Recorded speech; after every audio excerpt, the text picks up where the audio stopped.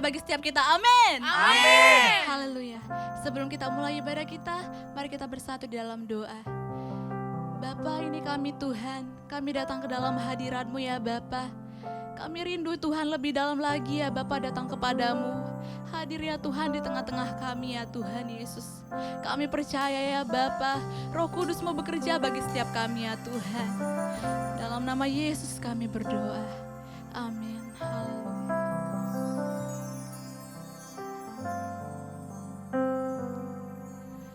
Tuhan ku rindu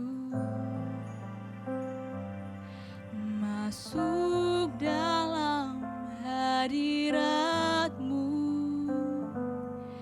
jiwaku menanti, bawaku mendekat kepadamu dalam kemuliaan yang kudus. Mari kita katakan lebih lagi. Tuhan ku rindu masuk dalam hadirat-Mu, jiwaku menanti, bawaku mendekat kepadamu dalam kemuliaan yang kudus. Katakan, ku nanti Engkau Allah kuasa dalam kemuliaan yang kudus. Ku sembah Engkau Allah kuasa dalam kemuliaan yang kudus. Mari anak muda, katakan lebih lagi di hadapan Tuhan. Tuhan ku rindu masuk dalam hadirat-Mu, jiwaku menanti. Haleluya. Bawaku mendekat kepadamu dalam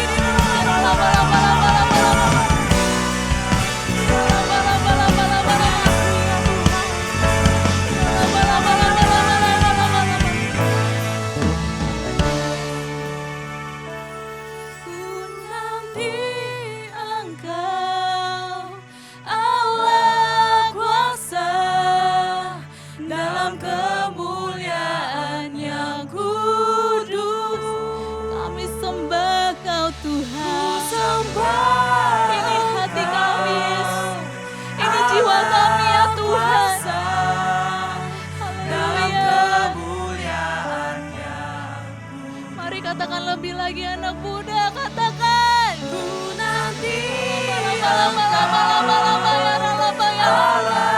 kuasa dalam kemuliaan yang kudus. Ku sembah Jangan kami semua Yesus, penuhi kami ya Allah Tuhan. kuasa dalam kemuliaan yang Ku nanti ku nanti Engkau, Allah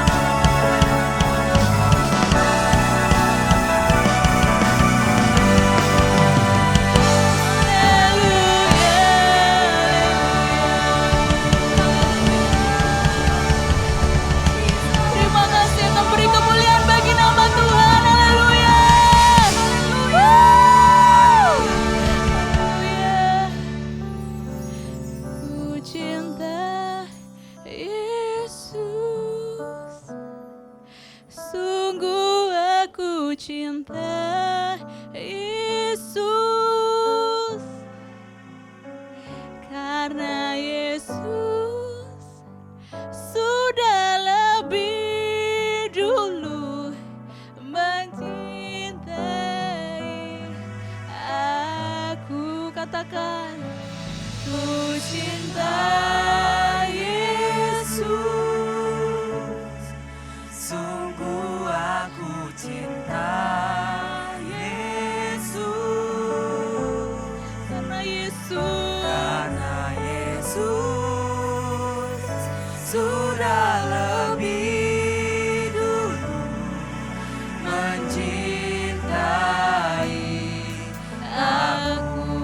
Ku cinta Yesus,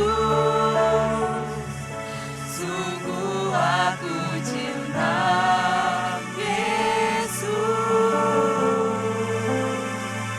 karena Yesus sudah lebih dulu mencintai aku. ku cinta Yesus, sungguh aku cinta Yesus, karena Yesus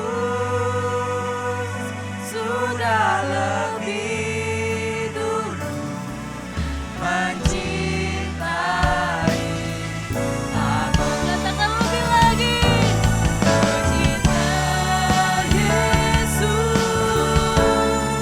Sungguh aku cinta Yesus, karena Yesus sudah lebih dulu mencintai aku. Ku cinta Yesus, sungguh aku cinta Yesus, karena Yesus sudah lebih dulu mencintai aku. Mari yang ada di rumah kita bangkit berdiri dan katakan, Cinta Yesus, sungguh aku cinta Yesus, haleluya.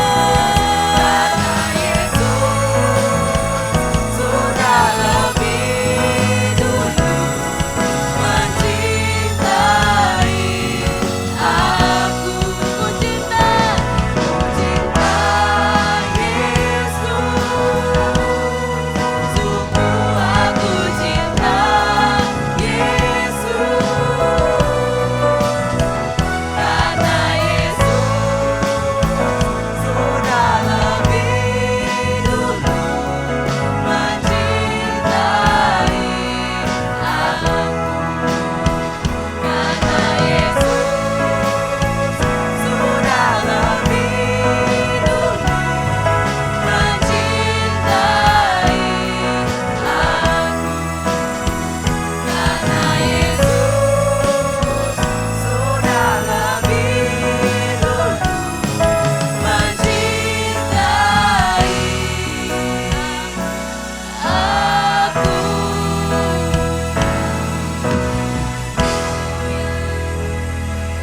Haleluya.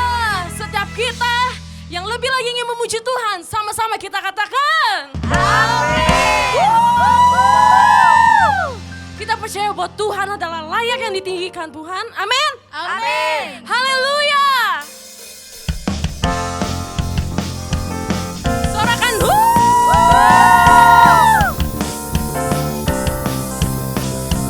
Dasar dari yang ku harapkan, bukti dari segala yang tak kulihat. Iman berikan ku kekuatan untuk melakukan perkara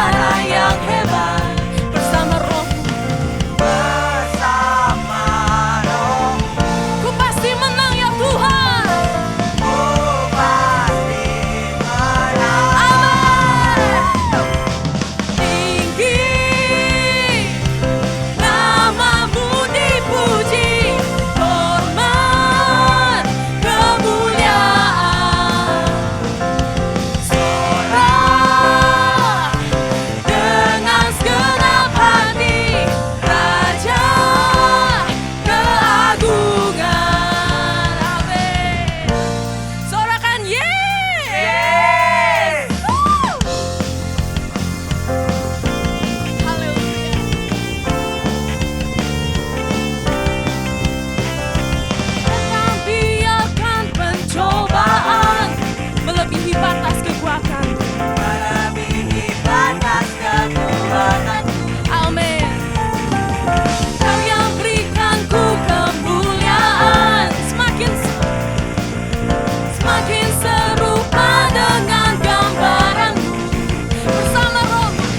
Bersama rohmu, ku pasti menang.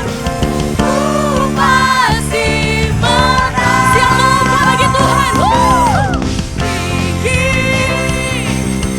namamu dipuji, hormat, kemuliaan. Sorak dengan segenap hati, Raja keagungan.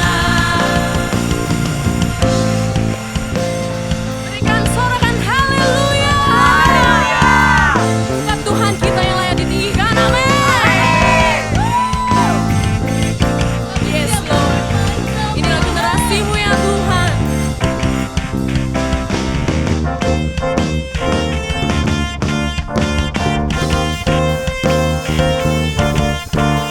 Biarkan musik menyembah Tuhan.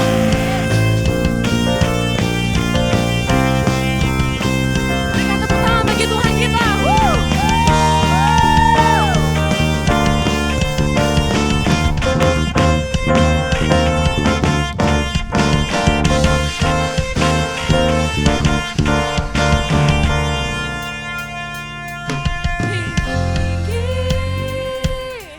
Namamu dipuji, hormat, kemuliaan. Sorak-sorai, sorak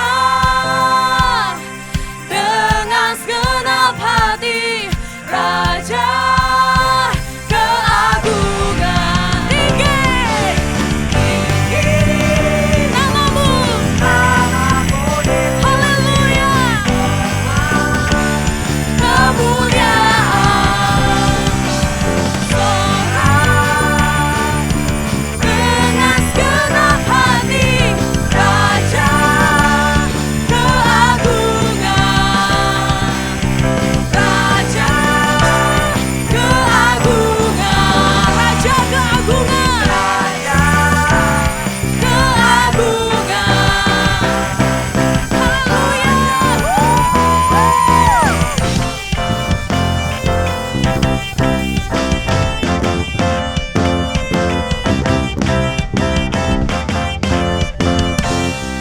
Haleluya. Kita semua yang di sini percaya bahwa kita lebih dari pemenang. Amin. Amin.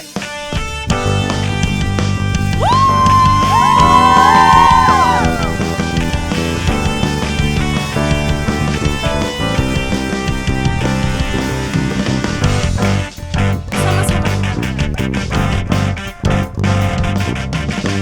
Lebih dari pemenang dalam segala perkara, bisa dikalahkan oleh kuasa dan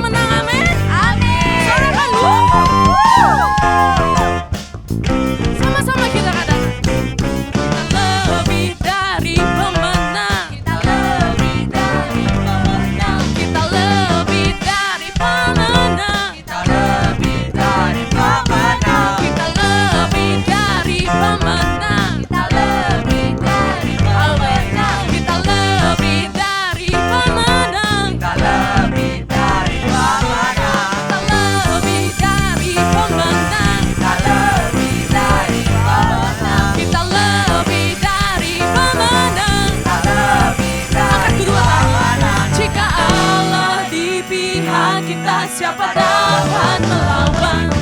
Kita lebih dari pemenang. Haleluya, haleluya. Kibarkanlah pancinya, Yesus Raja segala raja.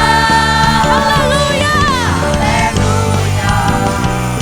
bangkitlah gerejanya. Kita lebih dari pemenang. Kita lebih dari pemenang. Katakan saya lebih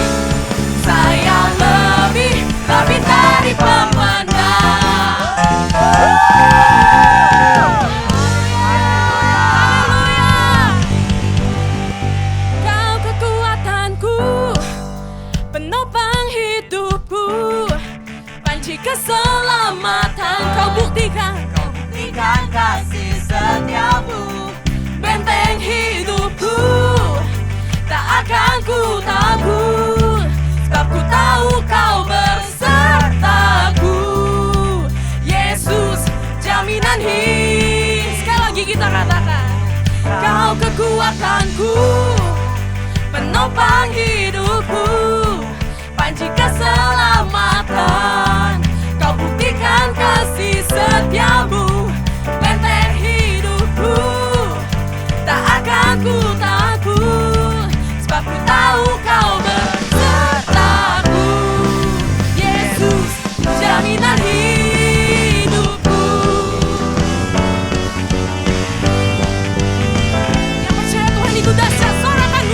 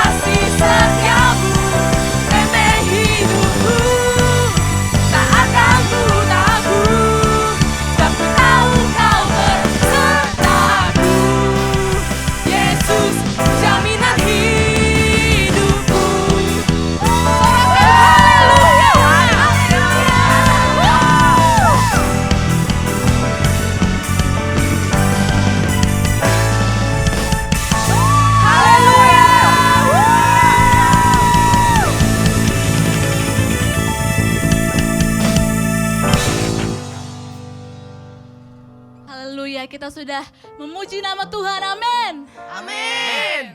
Dan sekarang kita akan masuk kembali ke dalam hadirat Tuhan. Kita ingin mendengarkan firman Tuhan. Ini kami ya Tuhan. Sebelum itu mari kita menyembah Tuhan Yesus.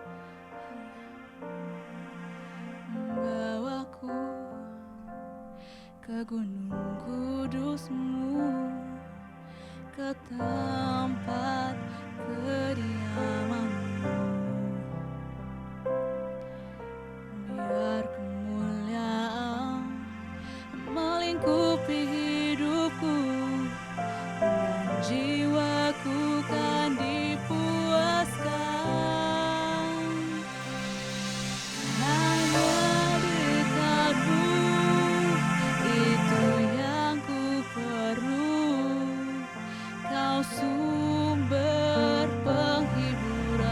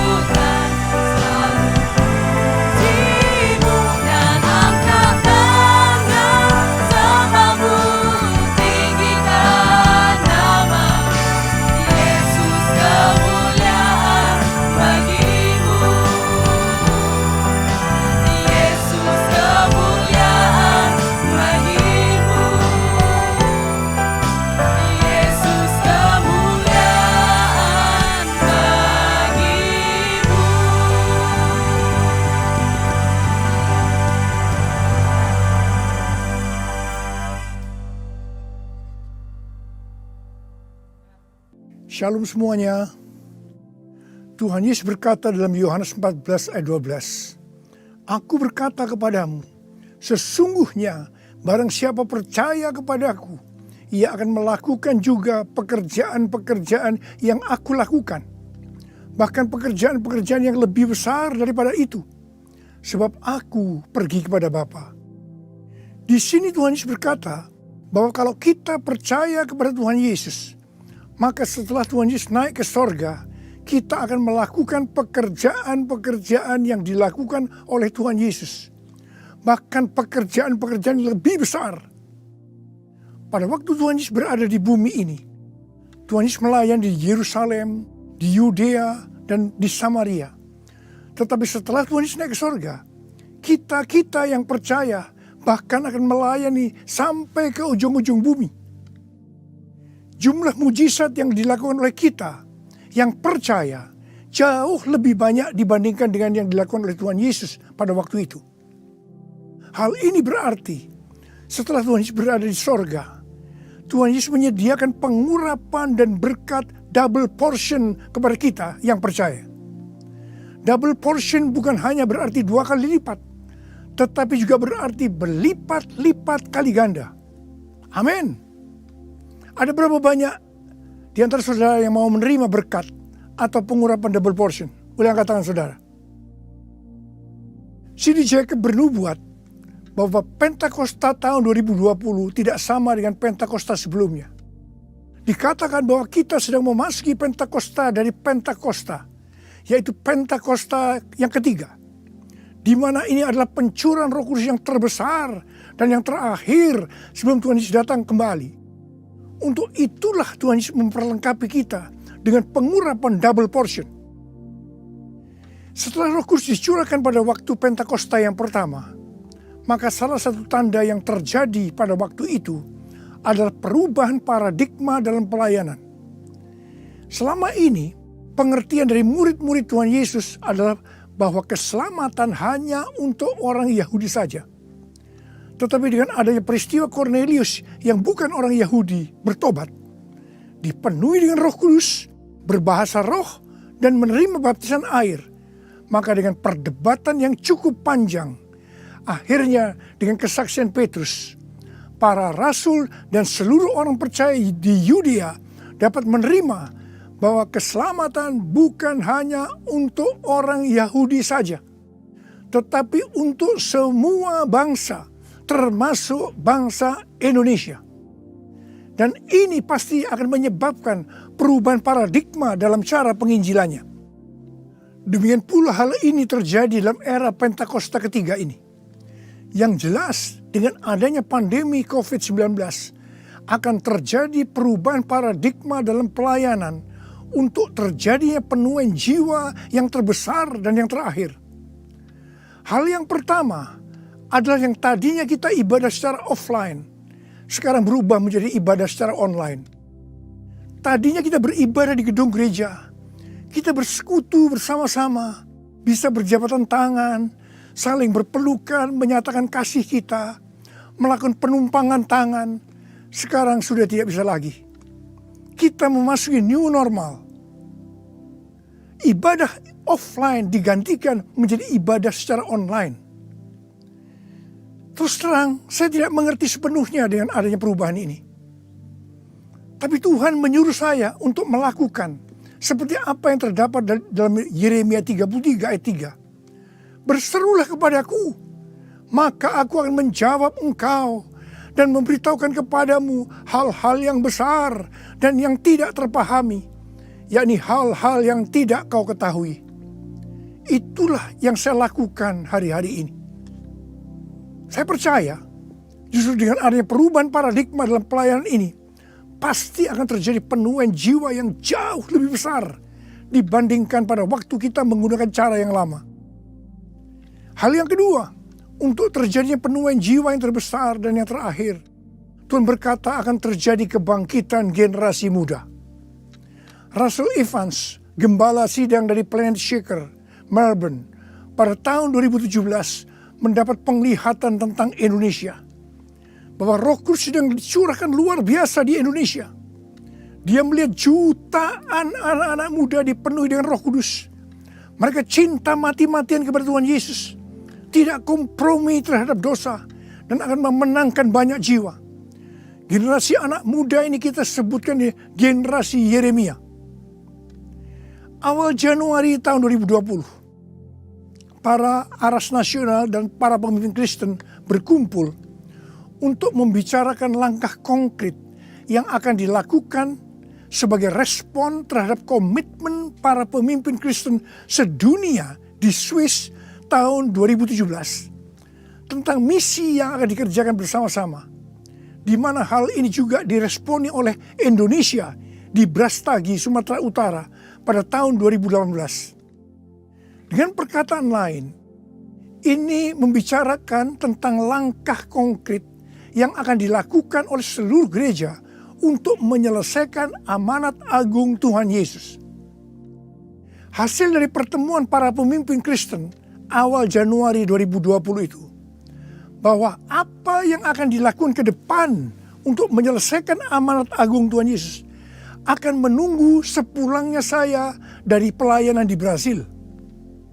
Di Brasil, saya melayani KKR untuk generasi muda yang berusia rata-rata sekitar 24 tahun. Yang diadakan di 3 stadion besar. Jumlah yang hadir sekitar 180.000 orang. Waktu saya bertemu dengan para pemimpin di Brasil, kami sama-sama mendapatkan pengertian bahwa kegerakan orang-orang muda dunia akan dimotori oleh 2 bangsa, yaitu Indonesia dan Brasil. Katakan amin.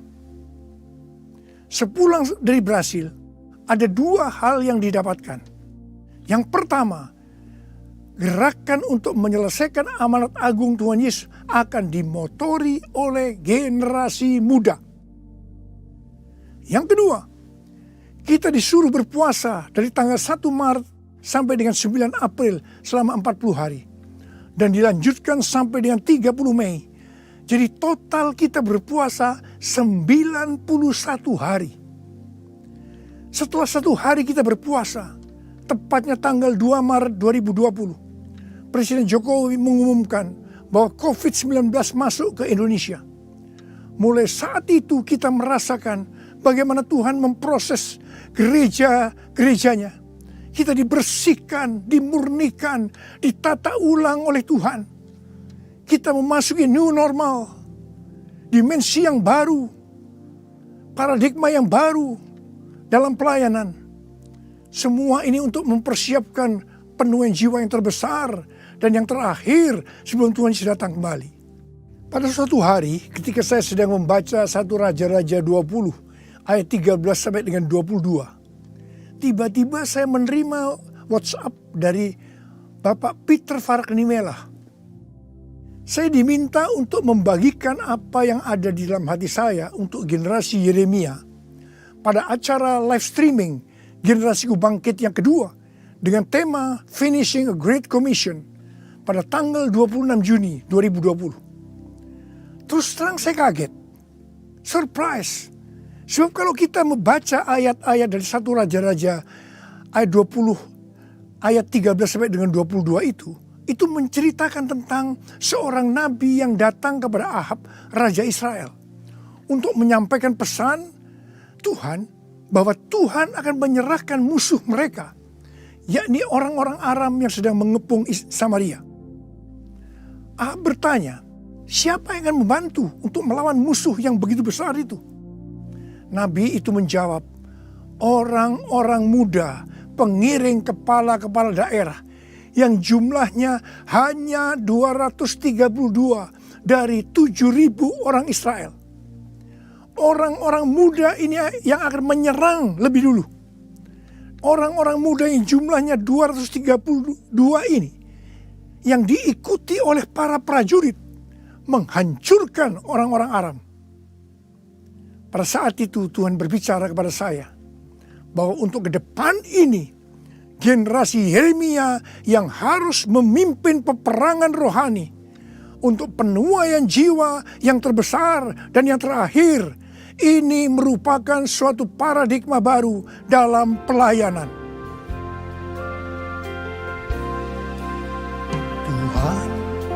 ini aku, jadikanlah ku alatmu untuk memberitakan Injilmu.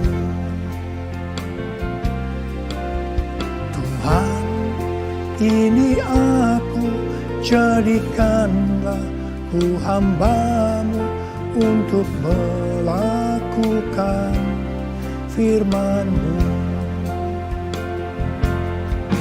Penuhi hidupku dengan Roh-Mu, agar ku jadi saksi-Mu.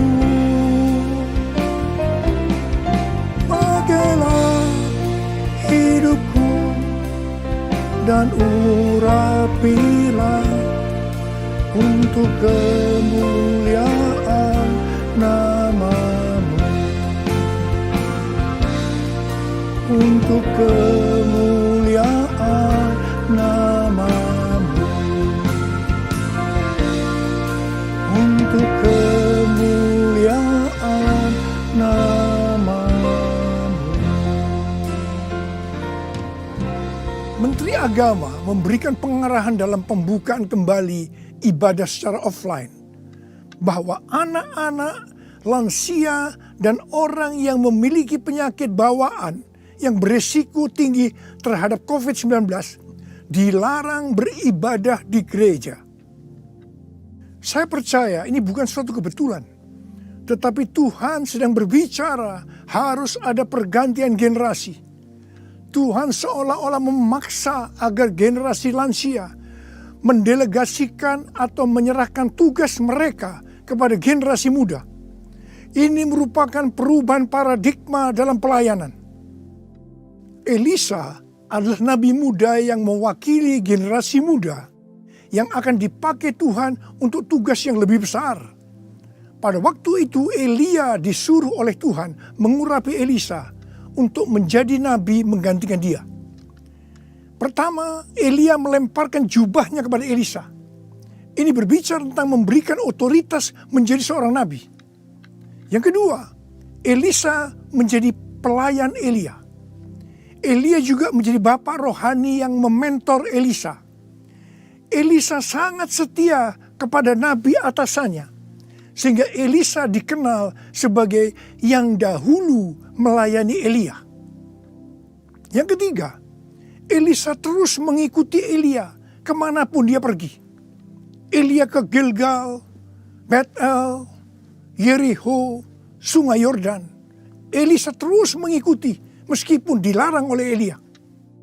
Waktu menyeberang Sungai Yordan, Elia berkata kepada Elisa, "Mintalah apa yang hendak kulakukan kepadamu sebelum aku terangkat daripadamu." Jawab Elisa, "Biar aku mendapat 2 bagian dari rohmu." Elia berkata, "Yang kau minta ini adalah sukar. Tetapi jika engkau dapat melihat aku terangkat daripadamu, akan terjadilah kepadamu seperti yang demikian. Dan jika tidak, tidak akan terjadi." Ternyata Tuhan mengabulkan permintaan Elisa. Dia melihat waktu Elia diangkat. Elisa mendapat 2 bagian dari roh Elia, double portion. Arti daripada 2 bagian roh Elia atau double portion adalah, yang pertama, Elisa sebagai anak rohani yang sulung dari Elia menerima warisan 2 kali lebih banyak dibandingkan dari anak-anak rohani lainnya. Elisa mohon kepada ayah rohaninya untuk memberikan wibawa seorang nabi yang lebih besar kepadanya, supaya Elisa bisa melanjutkan pelayanan Elia. Yang kedua, dalam hal mujizat, Elia melakukan mujizat sebanyak 7 kali, sedangkan Elisa melakukan 14 kali, di mana 1 kali setelah Elisa meninggal, tulang-tulangnya bisa membangkitkan orang yang mati. Peranan Elisa sebagai nabi terhadap raja-raja Israel lebih banyak dibandingkan Elia. Elia sebagai nabi pada zaman Raja Ahab saja. Sedangkan Elisa sebagai nabi dalam zaman Raja Yoram, Yehu, Yoahas, Yoas. Jadi, untuk mendapatkan pengurapan atau berkat double portion, Elisa melakukan hal-hal sebagai berikut. Yang pertama, Elisa menerima jubah Elia, yang artinya mendapatkan otoritas untuk pelayanannya sebagai nabi. Yang kedua, Elisa setia kepada bapak rohaninya. Yang ketiga, Elisa pergi ke Gilgal. Gilgal adalah tempat di seberang sungai Yordan, di mana laki-laki yang belum disunat, mereka disunat di sini. Disunat berbicara tentang lepas dari keinginan daging dan hidup dipimpin oleh Roh Kudus. Keinginan daging adalah maut, tetapi keinginan roh adalah hidup dan damai sejahtera. Roma 8 ayat 6. Sebab jika kamu hidup menurut daging, kamu akan mati. Tetapi jika oleh roh kamu mematikan perbuatan-perbuatan tubuhmu, kamu akan hidup. Roma 8 ayat 13. Yang keempat, Elisa pergi ke Betel. Betel adalah tempat perjumpaan Yakub dengan Tuhan secara pribadi. Kita harus menjaga agar setiap waktu hidup kita senantiasa dipenuhi oleh hadirat-Nya, sehingga kita selalu mengalami perjumpaan dengan Tuhan secara pribadi. Yang kelima, Elisa pergi ke Yeriko. Yeriko adalah kota pertama di tanah perjanjian yang diberikan oleh Tuhan kepada bangsa Israel untuk direbut. Tembok Yeriko roboh setelah sangkakala ditiup dan orang Israel bersorak-sorai. Ini berbicara tentang kuasa dari pujian dan penyembahan. Tuhan menciptakan manusia agar manusia memuji dan menyembah Tuhan. Dalam masa pandemi COVID-19 ini, kita harus banyak memuji dan menyembah Tuhan. Meskipun ini tidak mudah, karena kita melihat keadaan-keadaan yang terjadi saat ini. Kita harus melakukan seperti apa yang Daud lakukan dalam Mazmur 103 ayat 1 dan 2. Di mana Daud berkata, "Pujilah Tuhan, hai jiwaku. Pujilah namanya yang kudus, hai segenap batinku. Pujilah Tuhan, hai jiwaku. Dan janganlah lupakan segala kebaikannya." Memang kita kadang-kadang harus memaksa jiwa kita untuk memuji Tuhan dengan selalu mengingat kebaikan Tuhan. Mungkin ada di antara saudara yang mengalami ketakutan, kebingungan, depresi, terdampak krisis ekonomi, sakit karena COVID-19. Mari kita selalu mengingat kebaikan Tuhan. Saya mau katakan sesuatu kepada saudara.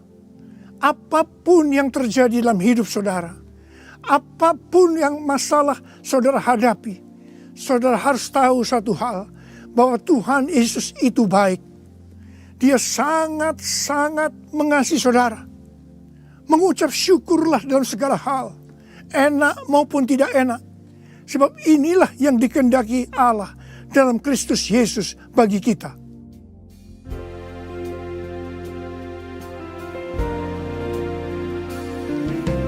Bapa, Engkau baik.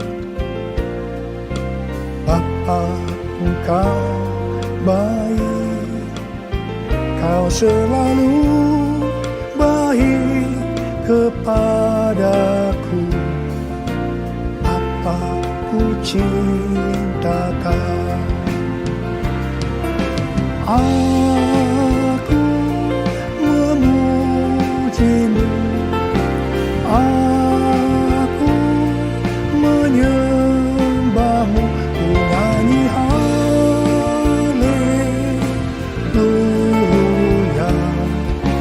Bapa ku cinta Kau. Bapa ku cinta Kau. Bapa ku cinta Kau. Yang keenam, Elisa pergi ke sungai Yordan. Sungai Yordan adalah tempat di mana mujizat dialami oleh Naaman yang sembuh dari penyakit kustanya. Kunci kesembuhannya adalah kerendahan hati, yaitu dengan bersedia membenamkan diri 7 kali dalam sungai Yordan. Sungai Yordan adalah tempat di mana Tuhan Yesus dibaptis. Roh Kudus dalam bentuk burung merpati turun atas Tuhan Yesus. Terdengar suara dari sorga, "Inilah anakku yang kukasihi, kepadanya lah aku berkenan." Sungai Yordan adalah tempat di mana kemuliaan Tuhan dinyatakan. Sungai Yordan menjadi kering ketika kaki para imam yang mengangkat tabut Allah masuk ke dalam air. Kemuliaan Tuhan ini terjadi karena mereka percaya dan melakukan kehendak Tuhan meskipun tidak masuk akal. Sekali lagi, saya mau bertanya kepada saudara, ada berapa banyak yang mau menerima pengurapan dan berkat double portion? Angkat tangan saudara. Ada 8 hal yang harus kita lakukan kalau mau mendapatkan pengurapan atau berkat double portion. Yang pertama, menerima tugas yang diberikan oleh Tuhan dengan sukacita. Yang kedua, setia kepada atasan kita, pembimbing rohani kita, bapak rohani kita. Yang ketiga, melepaskan keinginan daging dan hidup dipimpin oleh Roh Kudus. Yang keempat, usahakanlah setiap waktu kita dipenuhi dengan hadirat-Nya, agar kita senantiasa mengalami perjumpaan dengan Tuhan secara pribadi. Yang kelima, dalam segala situasi kita harus banyak berdoa, memuji dan menyembah Tuhan. Yang keenam, hidup dengan kerendahan hati. Yang ketujuh, hidup menjadi orang yang dikasihi dan berkenan kepada Tuhan. Yang kedelapan, percaya akan segala perintah Tuhan meskipun tidak masuk akal. Saya mau berdoa agar saudara mendapatkan pengurapan dan berkat double portion. Mari angkat tangan saudara dan nyanyikan nyanyian ini bersama saya.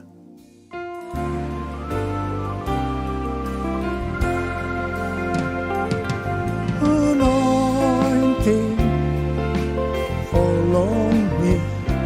Anointing fall on me. Let the power of the Holy Spirit fall on me. Anointing fall on me. Anointing fall on me. Anointing fall on me. Let the power of the Holy Spirit fall on me. Anointing fall on me. Anointing fall on me. Anointing fall on me.